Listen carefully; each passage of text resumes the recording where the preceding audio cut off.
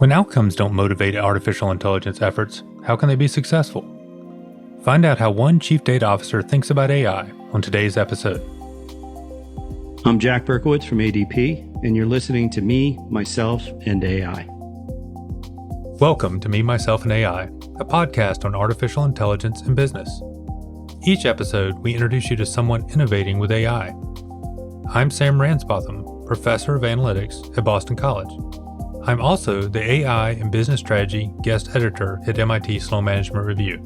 And I'm Shervin, Khodabandeh, senior partner with BCG, and I co-lead BCG's AI practice in North America. Together, MIT SMR and BCG have been researching and publishing on AI for 6 years, interviewing hundreds of practitioners and surveying thousands of companies on what it takes to build and to deploy and scale AI capabilities and really transform the way organizations operate. Today, Shervin and I are excited to have Jack Berkowitz, Chief Data Officer of ADP. Jack, thanks for joining us. Welcome. Thank you. Glad to be here. Let's get started. You're the Chief Data Officer at ADP. Can you tell us about what that role means? ADP, known as Automatic Data Processing, is the world's largest provider of HR services, payroll, taxes, things like that. We operate in 140 countries. We have over 900,000 clients. Millions of people are getting paid from us every day. I sort of have a two-sided job. On the one hand, I'm responsible for all of the data that flows through our systems. We're a really big company. We have massive amounts of data. So all the things that are classically associated with chief data officers, things about data governance, data security, usage of analytics. The other side of my job, and it's probably even a bigger job, is I build data products. And so my team builds people analytics, benchmarks, compensation information, all that type of products that our clients are using to take decisions about the world of work every day. I didn't hear the word artificial intelligence in there anywhere. How's that involved? I also run that for the company as well. But we use machine learning throughout those processes, whether we're cleaning the information, whether we're building embedded capabilities in our HR applications or our payroll applications, whether we're doing things like aligning job titles. People would say, well, how hard can that be? You know, in any given month, we pay about 21 million people. We have about 14 million job titles, and we crunch that down to between 6,000 and 8,000 job titles. So an awful lot of very sophisticated natural language processing and machine learning to make that happen. It seems like there's three different roles that you mentioned that all come together. And I say this because at many companies, there are literally three different roles for what you mentioned, for data governance, for data products, and for AI, which creates maybe a bit of silo-ness and a bit of maybe disconnectedness, right? Because all these things have to work together. Comment a bit, please, on how it came about that it's one person leading all three. That's my first question. And then my second question is the AI involvement only in the data products, or is there a broader role that you have that you're also supporting AI for the broader enterprise? It's a really good question. The thing to know about ADP is, yes, we're a services company in the sense that we, provide, for example, payroll for about 1 in 6 or even more than that people in the US. But we also are a SaaS product company. And because of that, there's a whole bunch of different development organizations working on building SaaS products, whether it's for the small businesses all the way up to the biggest companies in the world, using our applications to do HR or recruiting or payroll or taxes, things like that. And because of that, this role emerged really. It started as building data products, but to build data products and things like reporting, it grew the data platforms. And off the data platforms, it grew more and more capabilities in terms of doing machine learning, best practices. We got into the ethical use of data and the ethical use of machine learning and AI. And that allowed us to be additive in terms of capabilities. The other thing about it then is, okay, well, where's the extent? Because we have all of those SaaS applications, my teams will sometimes build the embedded capabilities for other applications, but we also enable those other development organizations to use the frameworks that we build. So we, for example, build a whole bunch of machine learning operations capabilities. things about bias monitoring and data shape monitoring, because that makes sense to be done once in a company and then allow other people to take advantage of it. We've seen a massive growth in people identifying themselves as data scientists over the past 4 years. We've been hiring people and everything else, but they don't all have to learn how to do, model deployment into production. Very interesting. Is it fair to say that the introduction and maybe scaling of AI more broadly outside of the data products that you do for your customers was sort of the data products themselves, right? The incubation of these data products opened the eye of the organization. Yeah, exactly. It was exactly that. It was this incubation. And then off the incubation, we started to see areas of opportunity and areas of excitement. It wasn't really a top-down push. It was very much a bottom-up, where teams were seeing what we were achieving, and then other teams would come to us and say, hey, wait a second, we want to build a capability. Can you work with us? And so it's really become an organic growth. I really love this story. Often I get asked to talk to groups or interviews with media around chief data officer roles. And there's a question around what's the right chief data officer role? And I've always been saying that role has to be really, really linked to the use of data, not just to the governance of data and to building things with data. And I think you're a great example of the right setup of that role and success with that role. It's interesting because my career has all been about product development or outcomes. It's been about making sure that you have business outcomes. Are you building something? Are people buying it? Or are you building something and you're coming out with a better capability? We bring that product mindset to even our data governance. Yes, we need to do governance, but it's not for regulatory compliance necessarily. It's really about making sure that we understand the information such that somebody can build a good data product on top or a good machine learning capability on top. Otherwise, why are we doing all this? I graduated right at the time of a recession. Sound familiar? I spent about 10 years in engineering consulting, mostly for DARPA, which is the Defense Advanced Research Projects Agency, which gets you involved in interesting things. From there, I decided to start a company with a few friends and got into the startup world, and then had a great opportunity to join Oracle maybe 11 years ago now, and really enjoyed my time there. And then I was able to bring it to ADP 4 years ago, and ADP has really been the pinnacle of my career. I couldn't have asked for a better situation in terms of combining all those learnings of how you watch a user doing something, how you start a business in these little startup companies that were VC backed, to the data and the technology. We have to run these systems 24/7. Companies depend on these systems to pay their employees, which is, one would argue, one of the most important things that exists in a company, particularly today in today's environment. Can you share with us some uses of AI in the products that you build for your customers, as well as for maybe those that are broadly used for the enterprise or for maybe core processes or more internally focused? We're in the HR space, so runs a wide range of capabilities. One of the things that we're doing right now, we're really excited about, is we've used that job title information along with a lot of other natural language processing to come up with a skills graph, 100% data-driven skills graph. A lot of other vendors do it with hand-cranked ontologies. Downstream from that, that skills graph shows up in a variety of places, whether it's in recruiting applications, the employee profile inside of a company, so that people can find new roles, things like that. We have a group that's doing recommendations for people in retirement programs. We have a big retirement program for people in small businesses. A lot of times, small businesses, people aren't offered healthcare or retirement. ADP makes those services available to small business people to offer to their employees. And there's a capability that recommends to people to say, hey, people like you will actually invest more or less in their retirement program. And so that's a machine learning based capability. But then we also, just like any other company, use machine learning across the board in other areas. We do a lot of things in our sales and marketing channels, but more importantly, we do a lot of things in our service.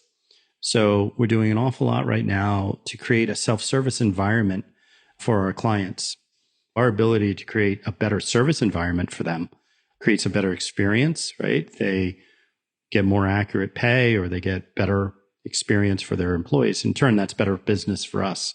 So we're spending as much money and as much time on making that service experience great as we are as making the core product great. I know you've advocated for the idea of an AI and ethics board. I'll take the counter. Why is that important? What's the benefit of that? Why bother setting up AI and ethics boards? We started it because we just felt that the pace of technology and the pace of data probably weren't representing the values that we wanted to represent with our clients. We started it originally because we thought it was the right thing to do. Where it's gone from there has really been interesting. We're learning a heck of a lot, both in terms of our own product development, but also externally about how to educate not just our clients, but even our ADP associates in terms of how we evaluate where we want to do business, like biometrics or voice recognition, or even what data access rights mean. There's also now, 3 years later, a big regulatory push, both in the EU, the FTC in the United States, the EEOC. And so we're not reactive to that. We know what to think about. We're in a great position to deal with it by thinking a little bit ahead. From a setup and accountability perspective, do you see the topic of ethics and responsible AI governed by a board or governed by a person advised by a board? We're much more in the latter. And we want to do that for a reason. We bring external experts onto our board. We have people from the HR domain. We'll have people from the machine learning world. We'll bring ethicists. We want that board to have freedom of thought. We have very structured product release processes, whether it's for the products that we release to clients or whether it's the products that we use internally. And we have governance throughout there. And security, if you can imagine, data security is at the top of our list at the moment. Also on the board is our chief privacy officer. So we want the board to have freedom of thought, and it's an advisor. Project teams have to present to the board as part of going to market for areas. It's interesting, Shervin, Jack, I don't want to discount how important and sensitive your data is, because clearly it's a very sensitive data. But it's interesting as Shervin and I talk with people. We'll talk with people in medical and health, and everyone seems to have this moment of like, oh gosh, our data is really sensitive and important. And I think maybe that's ubiquitous now, that all data it seems to be like that. I guess that a lot of people can learn from the board setup like this. It's not a bad thing to be protecting people's interest in their information. It's really pretty fascinating because there are lots of sources of information about salary and people self-report in lots of areas. But you've got ground truth on a lot of information about what actually hits their bank accounts. It gives great insight into really what's going on in the economy. It creates a unique capability both to be able to provide that information to our clients or to their employees or associates, but also to treat it properly, right? We have a great opportunity to treat it properly. And so all the levels of data security, all the levels of all the great things CDOs care about, data governance, provenance, lineage, we have a wonderful opportunity to practice the field. Well, and one area that I think you probably are interested in mentioning is the idea of comparing DEI metrics. That's a great place that you've been able to provide benchmarking and give insight into what's really going on versus what people would like you to think is going on. Yeah, it's a great point. The company actually started that back in 2017, published its first Pay Equity Explorer, which allowed companies to take a look at how they were doing in terms of pay equity gaps for disadvantaged groups. Now we have the benchmarking capability that allows a company to see for their location, for their industry, for their company size, how are they doing in terms of creating a diverse environment? And then also, how are they doing not just bringing people in, but actually advancing them in their careers? By bringing all that together, by using our benchmarking capability, by solving a problem, right? By looking at an outcome. We've had great success. We can run multi-regression analysis down to the individual, not just inside their company, but against the diverse population in that local geography or industry. But then we can say, okay, here are 4 or 5 budget scenarios.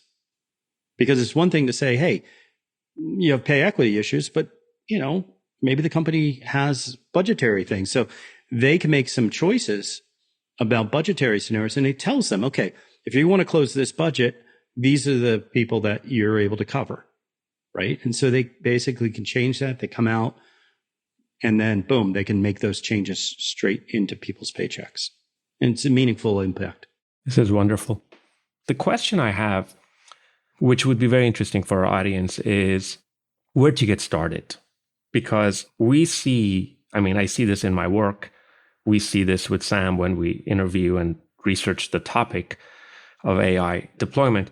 There's a question around how much do you build capabilities before you begin to monetize or commercialize or build data products or use cases versus how much sort of value and use case driven you are. And I'm really interested in your perspective on both for ADP and any advice you have for others in the early stages of their journey.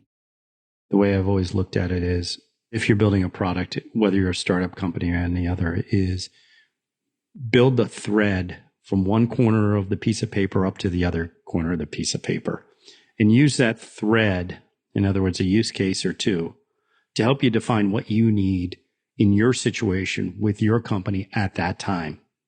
You could say those are prototypes, but in my mind, a prototype is useless unless you actually try to have an impact with it, because you won't learn about how to measure outcome. You won't learn how to measure what you actually need. The thing that's been lost in machine learning and all the buzz over the past 6-7 years is that all machine learning and all AI is targeted to an outcome. To me, it's really about fielding some capability. Off of fielding that capability, you'll learn what levels of machine learning operations you need. You'll learn what levels of data you need. And I know there's 1,400 vendors. Matt Turk has the great for Smart Capital, great matrix of it. And I remember when that was only 30 vendors, by the way. I know all 1,400 vendors will tell you, you need to buy their stuff right away. And that's just not true. It's just not true. You got to buy some of it, though, in order to get that initial thing fielded. Mm-hmm. Yeah, I'm so happy you say that, because that's honestly been the unlock we've seen both in our research, Sam, where we see that like firms that just take technology first maybe get a little bit of value, but there's a big piece they don't get. But also in our work at BCG, that's been the major unlock to be value driven and outcome focused. And I like how you talk about the thread, because you cannot just build these things in silos, but doesn't have to mean that you build the full stadium before the baseball begins. Like you could start playing. Exactly. At a company before ADP, we used to call it Field of Dreams business plan. It's like, nobody ever invented baseball. Why are we building a baseball field now? So the whole idea is get that thread working. You know, maybe it's not all the way connected. Maybe you still have somebody standing up with a floppy disk and running to the other computer to make it all work. But at least you have an idea. And then you can broaden out that thread over time. That's all. So for our listeners, floppy disks were things that people had to put into computers to store information. Yeah, thank you, Sam. Thank you, Sam. You can see it. You'll actually see it on icons on old Macs and old PCs. So, yeah.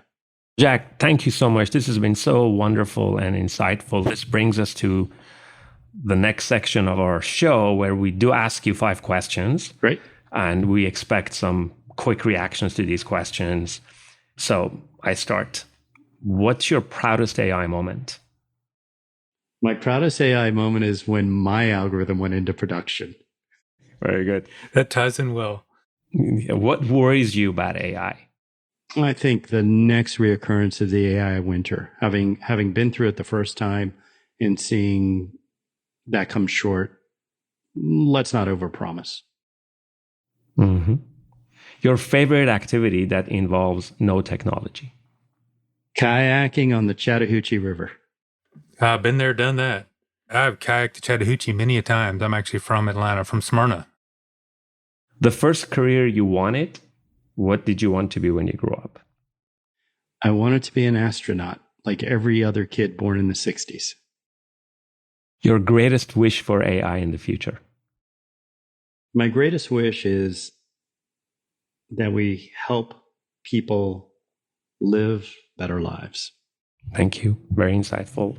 Jack, great meeting you. I think there's a lot here that people can learn, particularly some of the details about how you're organized. I think that's something a lot of people can learn from. We really appreciate you taking the time. Thanks, Sam. I really appreciate the conversation. Thanks for joining us. Next time, Shervin and I talk with Amin Kazaruni, Chief Data and Analytics Officer at Orange Theory Fitness. Thanks for listening to Me, Myself, and AI. We believe, like you, that the conversation about AI implementation doesn't start and stop with this podcast. That's why we've created a group on LinkedIn specifically for listeners like you. It's called AI for Leaders. And if you join us, you can chat with show creators and hosts, ask your own questions, share your insights, and gain access to valuable resources about AI implementation from MIT SMR and BCG. You can access it by visiting mitsmr.com/AI for Leaders. We'll put that link in the show notes, and we hope to see you there.